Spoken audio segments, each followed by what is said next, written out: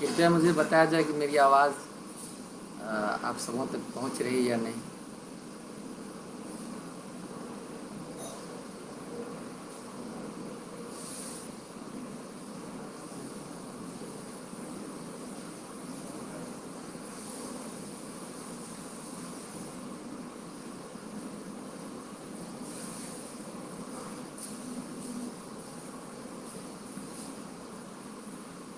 Hello.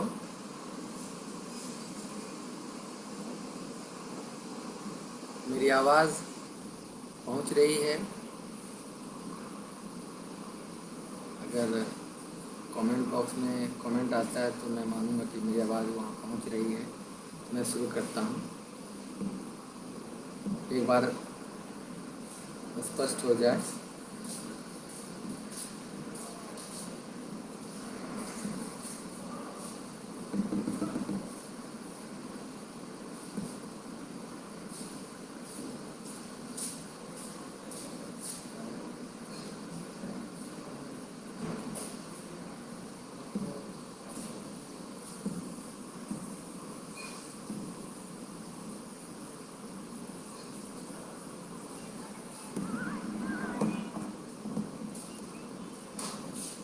आवाज़ मेरी आ रही है?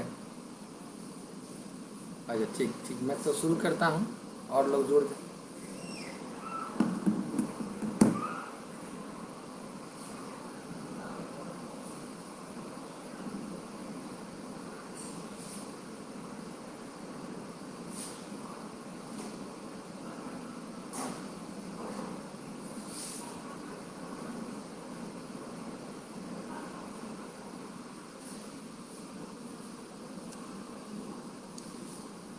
नमस्कार।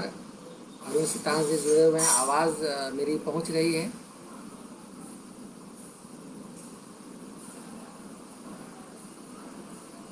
कमेंट बॉक्स में अगर इसकी सूचना मुझे मिल जाए तो मैं फिर विधिवत शुरू करता हूँ।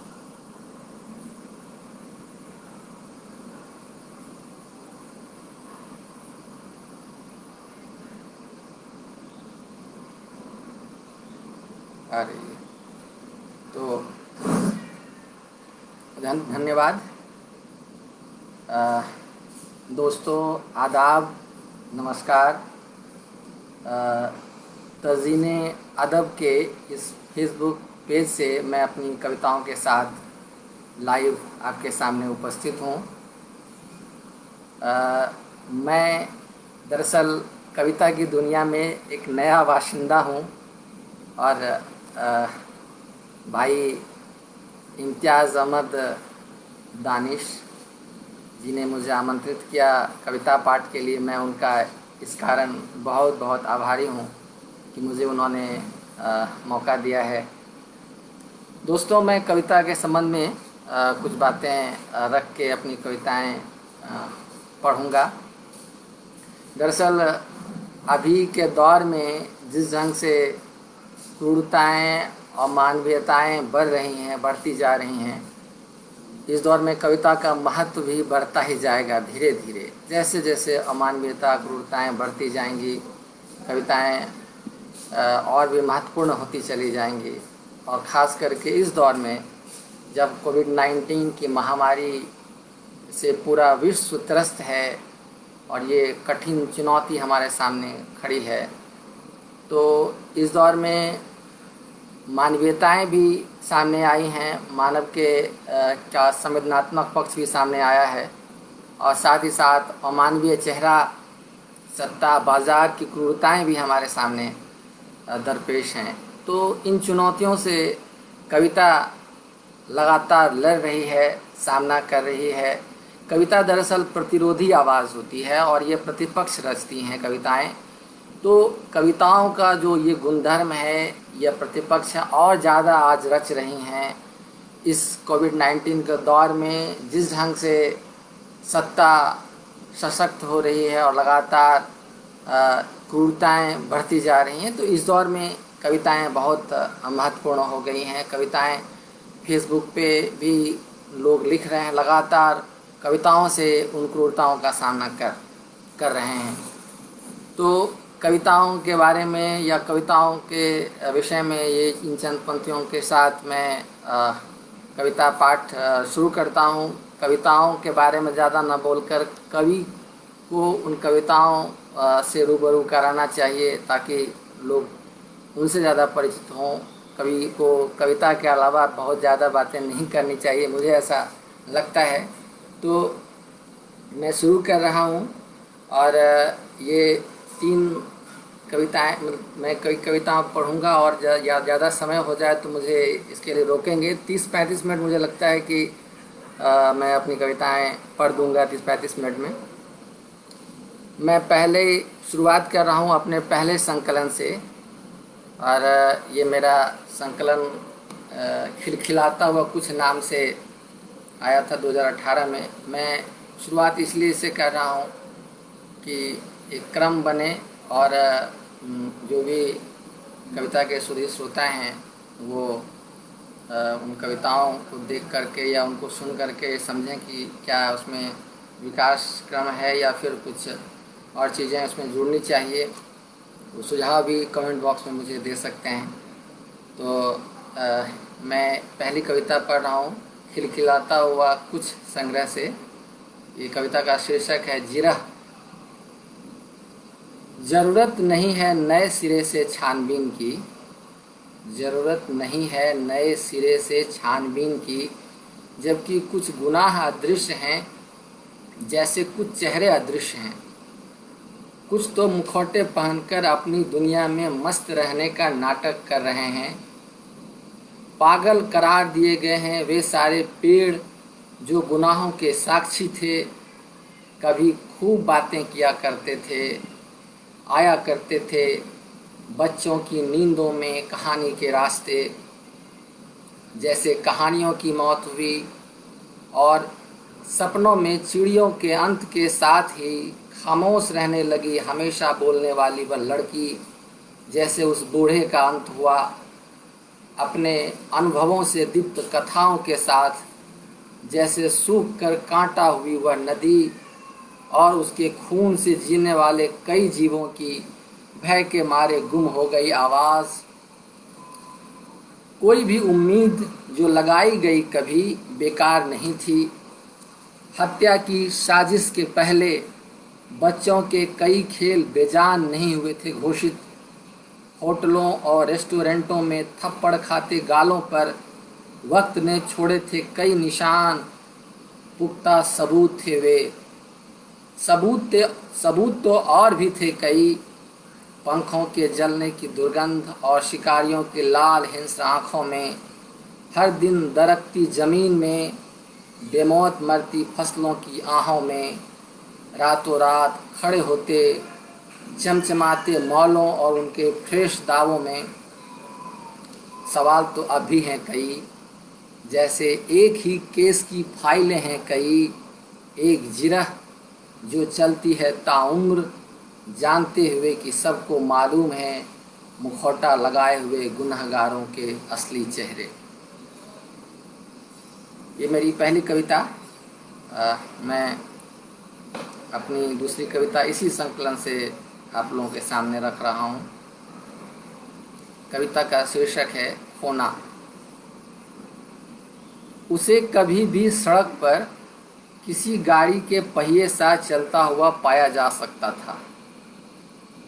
उसे कभी भी सड़क पर किसी गाड़ी के पहिए सा चलता हुआ पाया जा सकता था। कभी भी उसे गाती चिड़ियों, लहलहाती फसलों और मचलती नदी में ढलते देखा जा सकता था। उसके लिए भूख कोई बड़ा सवाल नहीं थी। लहराती फसलों में से किसी भी बाली के दाने सरसों और सूरजमुखी के फूलों से चुरा कर ले गए रस से भरपूर मधुमक्खी के छत्ते से शहद की मीठी बूंदें, पानी से लबालब भरे हुए पोखर से नहाकर निकली किसी मस्त भैंस का दूध, खेतों के उस पार की अमराई के सबसे मीठे आम का रस, कुछ भी उसकी पहुंच के बाहर नहीं था। नींद उसके लिए कोई समस्या नहीं थी। उमस से भरी दोपहरी में भी खलिहान में धान के पुआल के पास लेटते हुए, काम करने के बाद सुस्ताते समय या भिनसरे भैंस की पीठ पर वह फूंक काट कर सो सकता था। हंसना उसे खूब आता था। कली से अचानक खिल पड़े फूल की तरह, भुट्टे की तरह दांत निकालकर इधर जाने क्यों वह रहने लगा था बहुत उदास। इधर जाने क्यों वह रहने लगा था बहुत उदास। उसकी नींद के किस्से भी भूलने लगे थे लोग। भूख उसके लिए समस्या नहीं थी, ऐसा अब नहीं कहा जा सकता। उसके लाल होठों से हंसी फिसल कर गिर गई और सड़क की धूल में गुम हो गई। उसके लाल होठों से हंसी फिसल कर गिर गई और सड़क की धूल में गुम हो गई। उसने बहुत खोजा इधर उधर यहाँ वहाँ। पता चला है कि सूना होते ही किसी ने उठा ली उसकी हंसी। पता चला है कि सूना होते ही किसी ने उठा ली उसकी हंसी। उसकी भूख भी पड़ी थी वहीं, किसी ने उसे नहीं उठाया।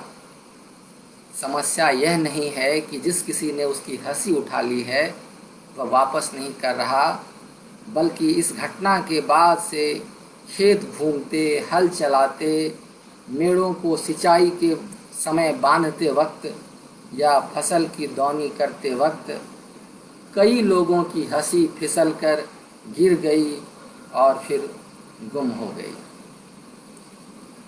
ये मेरी कविता, इसका पाठ मैंने किया, खोना।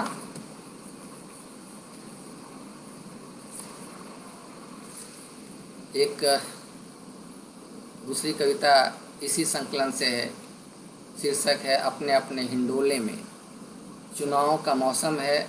यह कविता उसी चुनावी वादे और उम्मीद पर आधारित है। शीर्षक है अपने अपने हिंडोले में।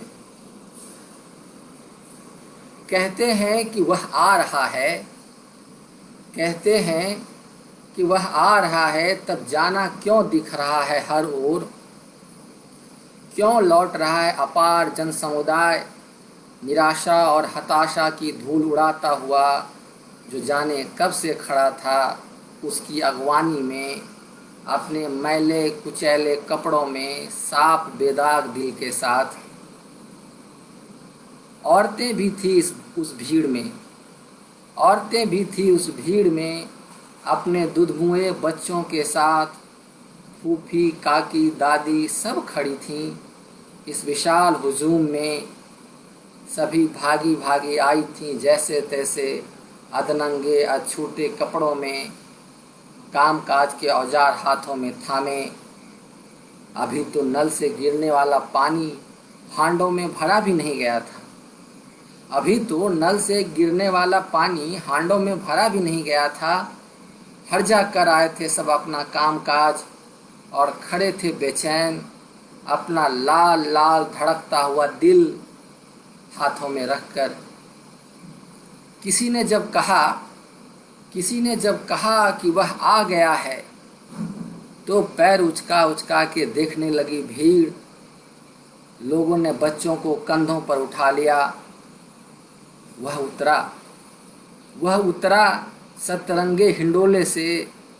बाहर भी उसके साथ हैं, कुछ लोग चिल्लाए। बाहर भी उसके साथ हैं, लोग चिल्लाए। अब देखना हर तरफ बिखरेंगे रंग ही रंग, कुछ और लोग चिल्लाए। उसने देखा भी नहीं हाथों में रखे लाल लाल धड़कते दिल को। उसने देखा भी नहीं हाथों में रखे लाल लाल धड़कते दिल को। घुस गया वह सुंदर महल में बहार के साथ। एक कठोर किलेबंदी में चली गई बहार। फिर कहाँ खिले गुल इन सब की बस्ती में, फिर कहाँ खिले गुल इन सब की बस्ती में। सब लौट रहे हैं उदास, सब लौट रहे हैं उदास और ढूंढ रहे हैं निराशा में ही अपनी अपनी बहार, अपने अपने बसंत। ये मेरी कविता थी अपने अपने हिंडोले में शीर्षक से। इसी संग्रह से एक दो और कविताएं मैं पढ़ दूं, फिर अपने नए संग्रह में पढ़ता हूँ। कविता का शीर्षक है खजूर की चिरायन गंध। खजूर मीठा फल है या सपनों का भी फल हो सकता है, और जिस शहर की चर्चा है वह शहर कहीं भी हो सकता है, इस देश में, इस दुनिया में, कहीं भी। शीर्षक है खजूर की चिरायन गंध। बता सकते हो मुझे उस खजूर के पेड़ों वाले शहर का क्या हुआ, जिसके बीचों बीच बोरों में खजूर के बदले बम रखा गया था और हर दिन चिथड़ों में बदलता गया था आदमी खजूर के मीठे जायके के साथ। मुझे जानना है उस कत्थई बुर्के वाली लड़की के बारे में जिसका अब्बू सुनहली घड़ी लिए उसका अब भी करता है इंतज़ार। मुझे जानना है उस कत्थई बुर्के वाली लड़की के बारे में जिसका अब्बू सुनहरी घड़ी लिए उसका अब भी करता है इंतज़ार, यह जानते हुए कि हवा में यहाँ वहाँ भटकती चिरायन गंध में शामिल हो सकती है किसी जिंदा शरीर के भूनने की दुर्गंध। मुझे बताओ कि अपने जख्मों सहित खजूर के गुड़ सी मीठी नींद सोते बच्चे का क्या हुआ। मुझे बताओ अपने जख्मों सहित खजूर के गुड़ सी मीठी नींद सोते बच्चे का क्या हुआ, जिसकी एक खरोंच पर घर की दीवारें भी आहें भरती थीं। अनगिनत सपनों के जलने की दुर्गंध और उम्मीदों की अधजली लाशों से पटे पड़े सबकी पहचानों में गुमनाम उस शहर की कहानी का क्या अंत हुआ, बता सकते हो तुम भी। ये कविता मेरे पहले संकलन से थी। मेरा दूसरा संकलन इसी वर्ष बुद्धि प्रकाशन से आया है, पत्थर से निकलती करा नाम से। मैं अब इस संग्रह से कुछ कविताएं आप लोगों के सामने रख रहा हूँ। कविता का शीर्षक है कभी भी बारिश। जब भी ऐसा लगे बारिश मौसम का नाम नहीं, कोशिश है ऊब से निकलने की, हैरान मत होइएगा।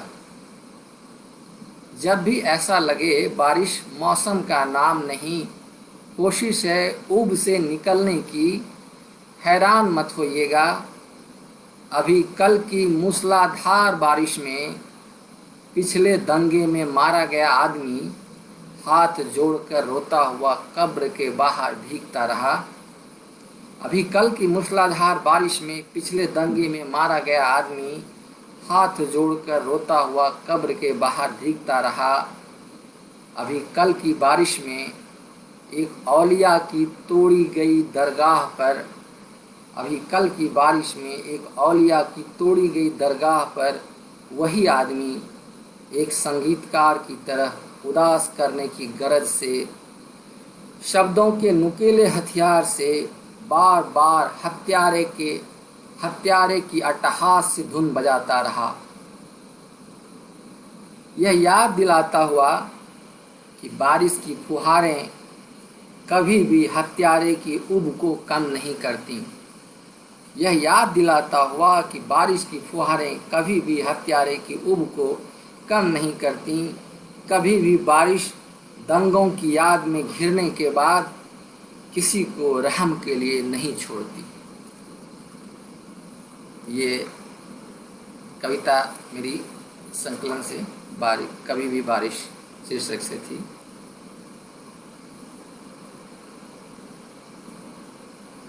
मैं कमेंट बॉक्स में समझ नहीं पा रहा हूँ कि मेरी बात पहुँच रही है, शायद पहुँच ही रही होगी, कि उस बात में कहा गया कि आवाज़ आ रही है। तो बीच बीच में अगर कोई कमेंट आए तो मुझे इसका एहसास हो कि आवाज़ें पहुँच रही हैं। अच्छा, आ रही है, कमेंट बॉक्स में जो दिख रहा है। जी नमस्कार, सुमन कुमार सिंह जी हैं उपस्थित,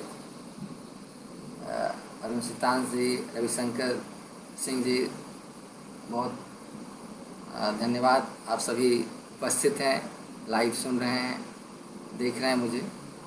मैं अगली कविता की ओर बढ़ता हूँ। शीर्षक है, इसी संकलन से है, पत्थर से निकलती कराह। शीर्षक है, माँ को धरती पुकारता हूँ। पृथ्वी को इतना धीरे बुलाता हूँ कि एक गेंद लुढ़कती हुई मेरे पास आती है। पृथ्वी को इतना धीरे बुलाता हूँ कि एक गेंद लुढ़कती हुई मेरे पास आती है, जिससे मैं दिन भर खेलता हूँ। पृथ्वी को इतना धीरे बुलाता हूँ कि एक गेंद लुढ़कती हुई मेरे पास आती है, जिससे मैं दिन भर खेलता हूँ, उसे पटकता हूँ। तितली के पीछे दिन भर इस कदर भूखा प्यासा भटकता हूँ कि चांद सा दूध का कटोरा सामने आ जाता है, जिसे मैं फेंकता हूँ इधर उधर गुस्से से। कितने मनुहार के बाद चम्मच चम्मच दूध जाता है मेरे दुधिया दांतों के पार। कितने मनुहार के बाद चम्मच चम्मच दूध जाता है मेरे दुधिया दांतों के पार। मैं एक बच्चा हूँ हमेशा से, मैं एक बच्चा हूँ हमेशा से, बड़ा होकर भी एक बच्चा होता हूँ। मेरे नाखून बड़े हो रहे हैं दिनों दिन, वे जख्मी करने लगे हैं सबको। तब भी वे बाहें मुझे सहारा देती हैं, तब भी एक गोद मेरा भार उठाने को तत्पर है।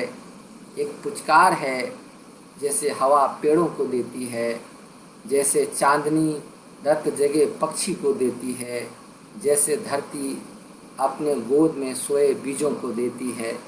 इसीलिए माँ को धरती पुकारता हूँ।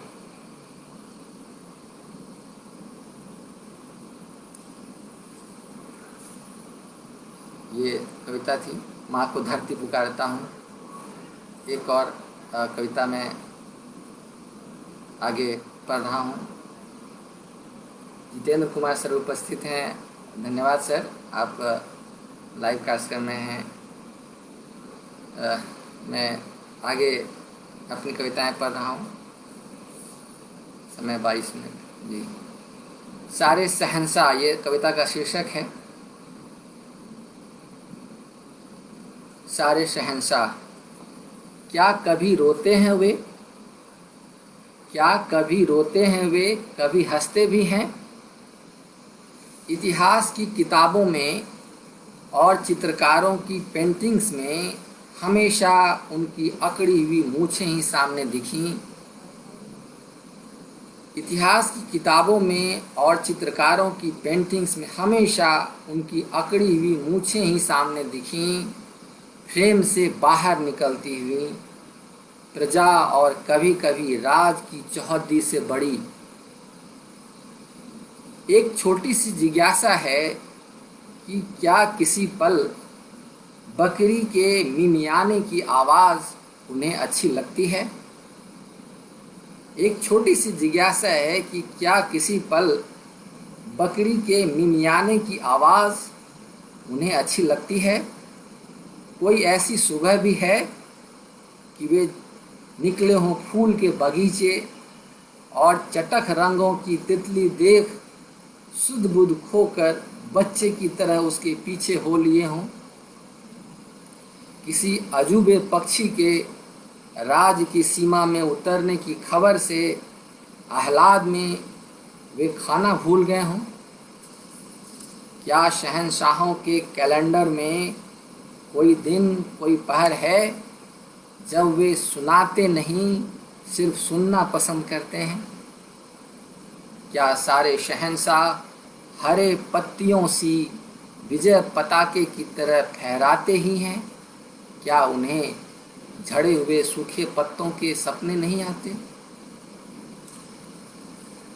ये मेरी कविता थी, सारे शहंशाह।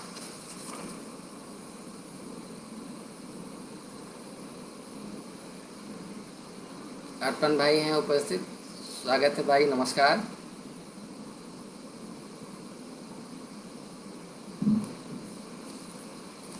मैं एक दूसरी कविता पढ़ रहा हूँ। शीर्षक है, रफ्तार एक डर है, रफ्तार एक डर है। सड़कें अंतहीन हैं, उन पर भागती गाड़ियां अनंत। सड़कें अंतहीन हैं, उन पर भागती गाड़ियां अनंत। तेज रफ्तार से गुजरना है इन गाड़ियों को इस सच के साथ कि गुजरना इस वक्त की भीषण त्रासदी है। सड़कों की दोनों तरफ कंक्रीट के जंगल ही नहीं, कुछ बचे साबुत झुरमुट भी हैं।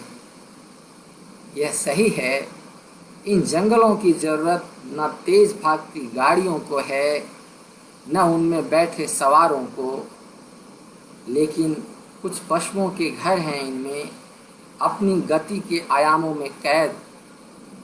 सियार, नील गायें, कुत्ते, बकरियां, भैंसे, कोई भी गति और रफ्तार से बेखबर, बिना किसी अंकित चेतावनी के एहसास के रफ्तार के चंगुल में फंस जाते हैं। रफ्तार कुछ नहीं, इस समय का एक छद्म है। रफ्तार कुछ नहीं, इस समय का एक छद्म है, चमकदार और तेज तर्रार, जो निरीह पशुओं की पीठ पर सवार निर्दयी सा उन्हें कुचलती हुई आगे बढ़ जाती है और पीछे छोड़ जाती है केवल मांस के लोथड़े। माफ़ करना वो निरीह प्राणियों, माफ़ करना वो निरीह प्राणियों, तुम्हारा कोई दोष नहीं। तुम अपनी गति पर कायम थे, तुम अपने आवास के इर्द गिर्द ही थे। तुमने गुस्ताखियाँ नहीं की, रफ्तार की धौंस नहीं गाठी। तुम सब रफ्तार के चंगुल में फंस गए, तुम सब रफ्तार के चंगुल में फंस गए, जो इस समय का एक छद्म है, एक डर है भयावह। ये मेरी कविता थी, रफ्तार एक डर है।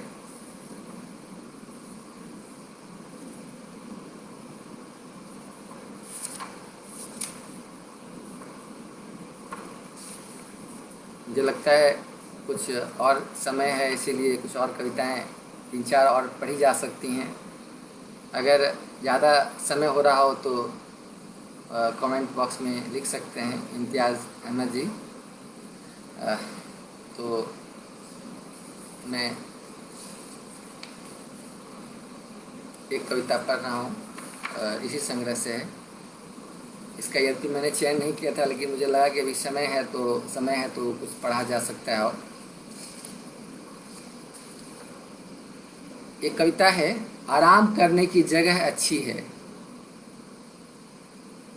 इस तालाब का पानी सड़ चुका, इस तालाब का पानी सड़ चुका, सूखते पानी और बढ़ रहे कीचड़ की बाबत सारे जलजीव अपनी अपनी सोच लें। इस तालाब का पानी सड़ चुका, सूखते पानी और बढ़ रहे कीचड़ की बाबत सारे जलजीव अपनी अपनी सोच लें।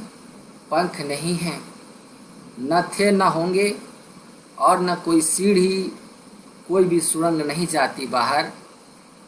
बगुले अपनी लंबी चोंच लिए किनारे ध्यान साधना में लग चुके हैं। बगुले अपनी लंबी चोंच लिए किनारे ध्यान साधना में लग चुके हैं। अरे ओ मछलियों, अरे ओ केकड़ों, अरे ओ अन्यान्य जलचर, जल की गहराइयों में चैन से सोने वालों, तुम्हारे सड़ रहे आवाज़ पर नज़र तिरछी कर बगुले और बगुले बन रहे। भगत का चोला ओढ़े सफ़ेद पंख और सफ़ेद हो रहे। वे कीचड़ नहीं पड़ने देंगे, वे कीचड़ नहीं पड़ने देंगे, लेकिन उनकी चोंच, वे आराम कर रहे हैं अपने सफ़ेद पंखों और लंबी चोंच के साथ तुम्हारे सड़ रहे घर के आगे तुम्हारी प्रतीक्षा में।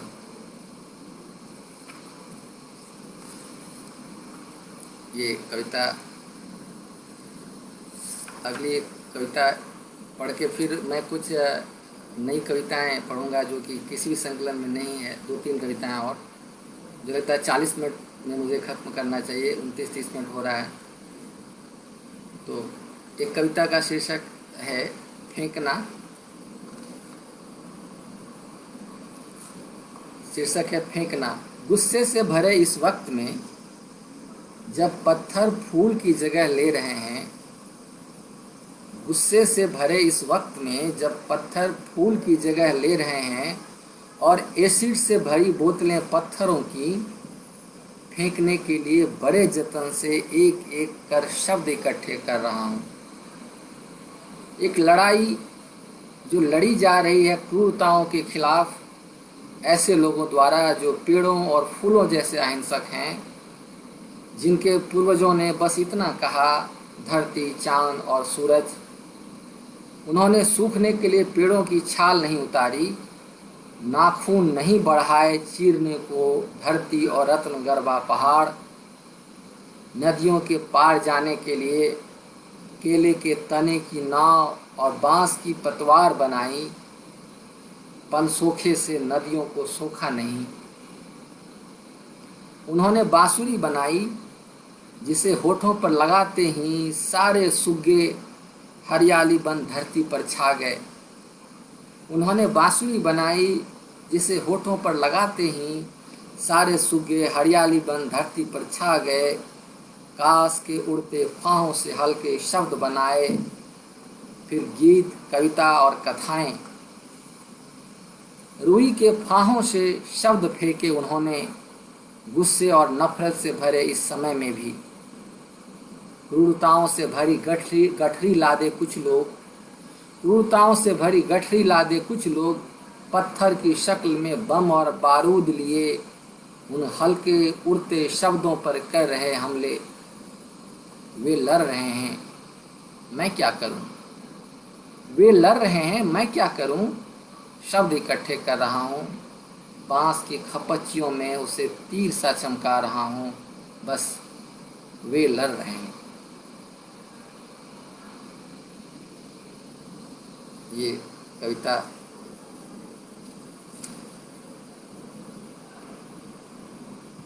सलीम अंसारी साहब, नमस्कार, अब जुड़े हुए हैं जी। इम्तियाज़ अहमद साहब ने कहा कि और सुनाएं, तो मैं 2-3 कविताएं और सुनाता हूँ।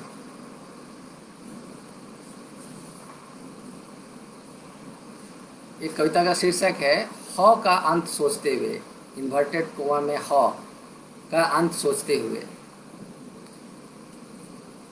हौ कोई, इन्वर्टेड कोमा में हौ कोई बसंत का फूल नहीं है।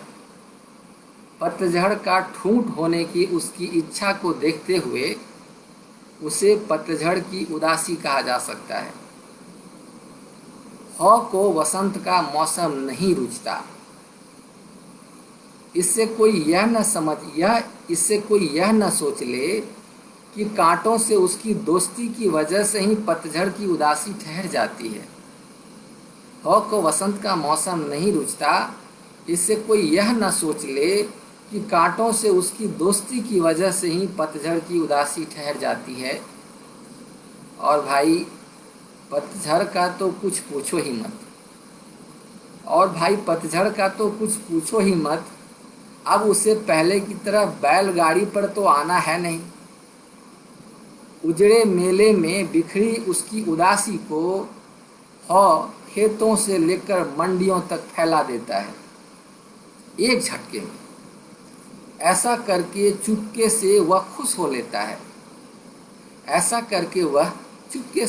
लेता है और अपनी मंशा सातिरों तक पहुंचा देता है। अब आप कहेंगे, हौ ने अपना संदेशा सफ़ेद कबूतरों के माध्यम से तो पहुंचाया ही नहीं, जिसके दरबे को अगोर कर आप बैठे रहे। तो मैं कहूँगा, महाशय, आप किस युग में जी रहे हैं? आप भ्रम में रहकर हौ का अर्थ भले शब्दकोश में हत्यारा ढूंढ लें, और यह सच भी है, हौ मसीहा बनकर वसंत के साथ होने का संदेशा लिए पतझड़ के सातिरों तक उसके अंत की आपकी कल्पना में घुसपैठिए की तरह चुपके से घुस आएगा और पतझड़ का साथ देकर वसंत की दुआ करेगा। जी ये कविता एक प्रकृति से संबंधित कविता सुनाता हूँ इसी संग्रह से। कविता का शीर्षक है हरी नींद। तुम्हारी नींद हरी हो जाती है, तुम्हारी नींद हरी हो जाती है इस नीले आसमान के नीचे, विशाल रेन ट्री की बाहों में, सोती चिड़ियों के सपनों में।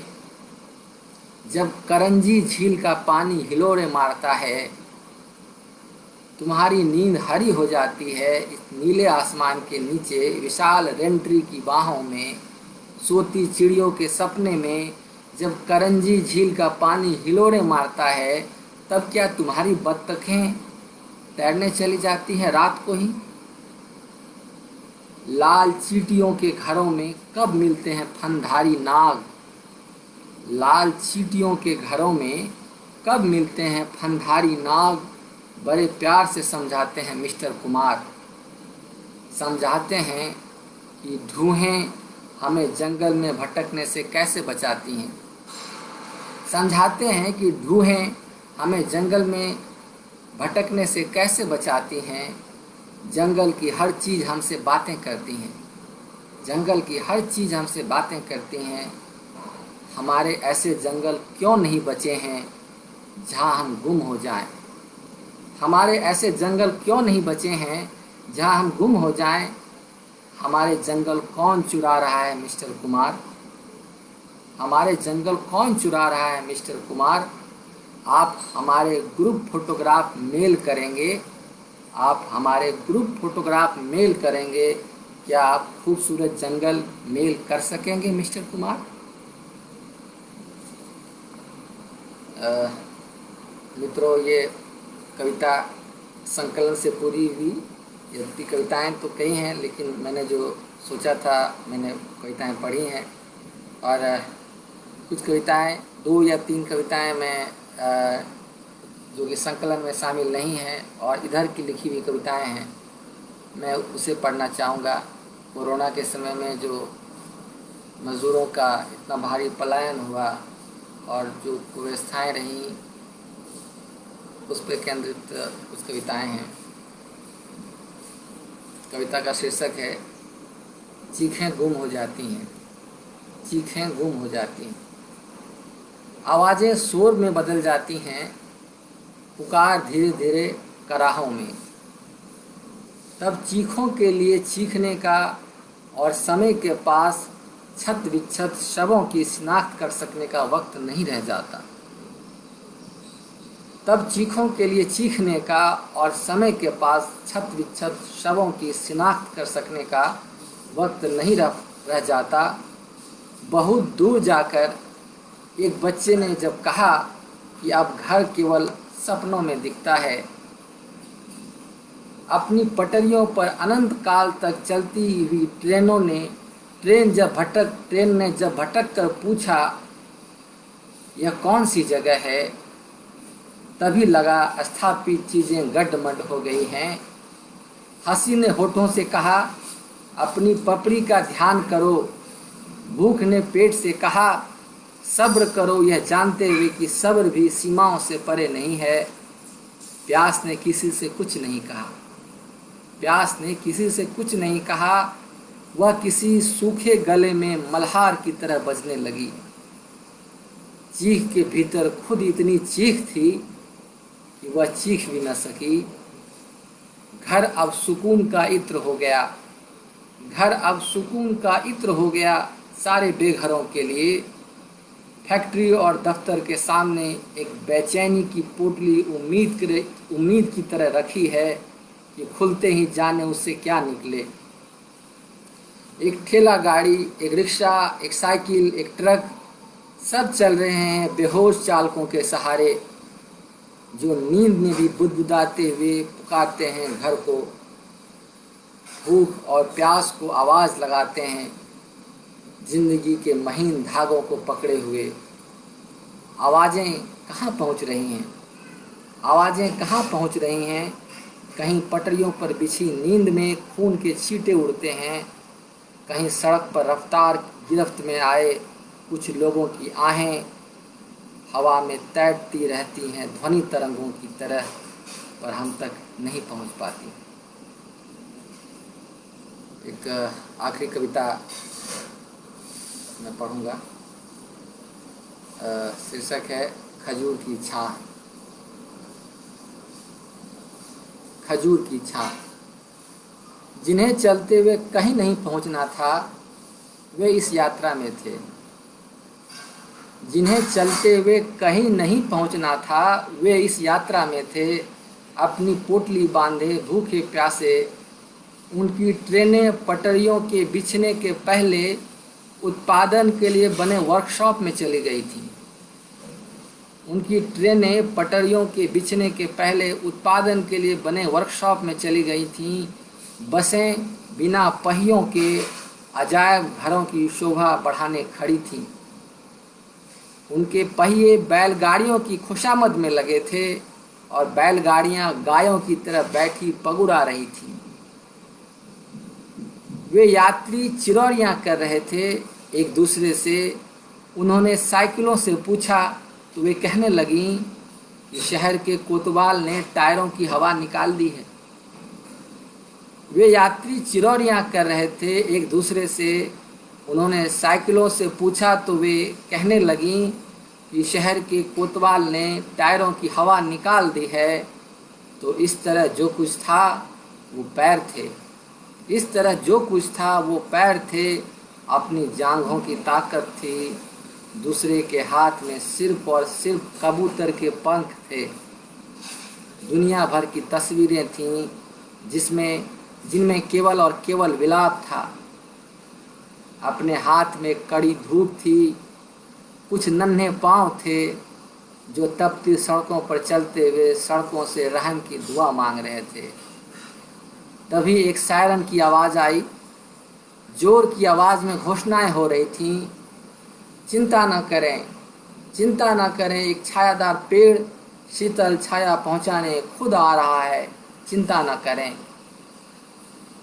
कहाँ है पेड़, कहाँ है छाया? यात्री उमग पड़े। प्रसंगवश एक कवि वर्षों पहले आगाह कर गया था। प्रसंगवश वर्षों पहले एक कवि आगाह कर गया था कि एक दिन यह होकर रहेगा कि लंबे होने पर कोई बड़ा नहीं होगा। फल अगर दूर हो तो कोई फायदा नहीं होगा। एक पेड़ जो लंबा होने का दावा करेगा आखिर खजूर ही होगा। धन्यवाद दोस्तों। ये थी कविताएं। बहुत लंबा समय हो गया, 45 मिनट के आसपास। मैं इम्तियाज़ अहमद जी से आग्रह करूंगा कि वो बताएं कि मैं अब ख़त्म कर रहा हूं। मैं उनसे आज्ञा लेना चाहूँगा कि इस लाइव कार्यक्रम को ख़त्म मैं करूं। अनुमति चाहता हूं। वो कुछ कमेंट बॉक्स में लिखें तो मुझे समझ में आए कि मैं वह अनुमति उन्होंने दे दी है। तो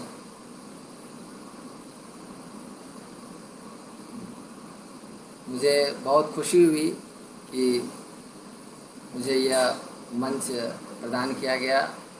हिंदी उर्दू की साझी विरासत है ये, और बहुत अच्छा लगा इस पर अपनी कविताएं पढ़ते हुए। जिन मित्रों ने मुझे सुना, जिन लोगों ने मुझे लाइव देखा, उन सबों का आभार और धन्यवाद। तो इसी के साथ मैं ये लाइव कार्यक्रम ख़त्म करता हूँ, इसको करता हूँ, और आप सबों को शुभ रात्रि। धन्यवाद।